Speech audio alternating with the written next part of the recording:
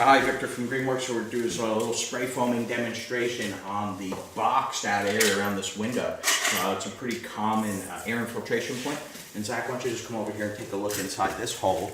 So this is what it's going to look like when it's done. This is what the hole looks like after some flashing.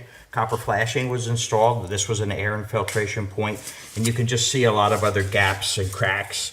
So what we're using is a Go Green product that's impregnated with an antimicrobial biocide.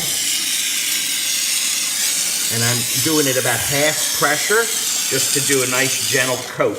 And so we'll watch how this is a closed cell foam that has no VOCs, and once this cures, it's going to be probably some of the best insulation we have out there.